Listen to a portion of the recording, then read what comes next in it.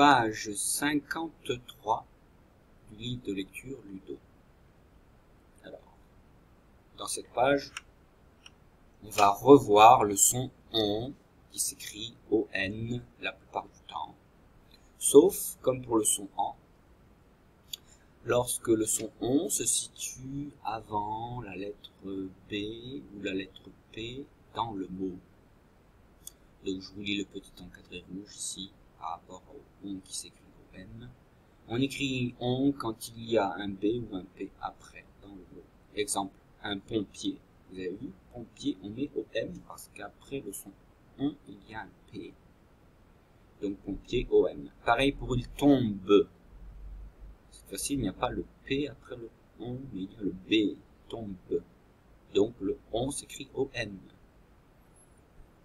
Je lis les syllabes. Alors attention, il y a un chronomètre ici, donc il faut les lire un petit peu rapidement. Pont, don, rond, fond, gon, chon, von, non, mon, son, jon. Voilà pour la première ligne de syllabes.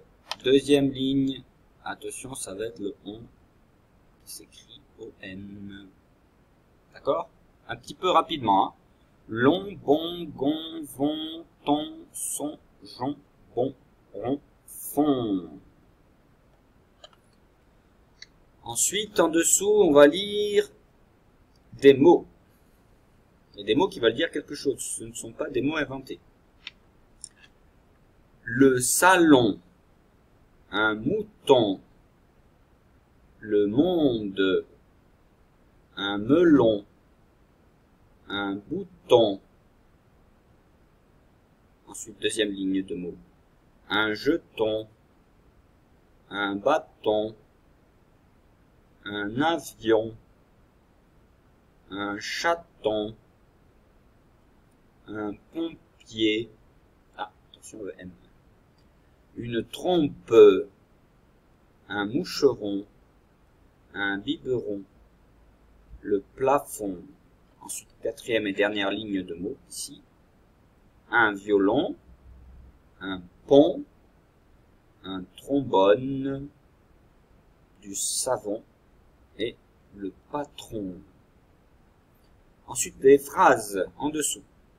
Léon s'est trompé en préparant son cartable. Le petit ourson, alors je fais la liaison ici, le petit ourson de Léontine est marron. Le mouton a été piqué par un bourdon.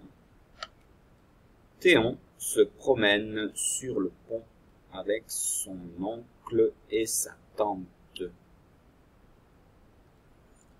Ensuite, on va lire la petite histoire de Nina.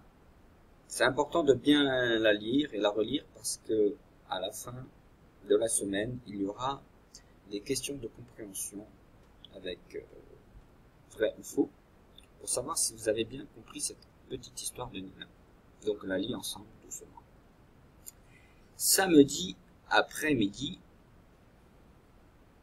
je souffle un petit peu parce qu'il y a une virgule. Samedi après-midi, Lila est venue chez Nina. Lila lui a apporté un grand sac de bonbons. Elles vont, c'est-à-dire les deux filles, Nina et Lila, toutes les deux. Elles vont dans la cour et font une ronde. Puis elles jouent à saute-mouton. Quand elles ont fini, elles vont au salon et jouent au jeu du monde des rêves. C'est le nom du jeu. Avec des jetons et un dé. C'est très amusant.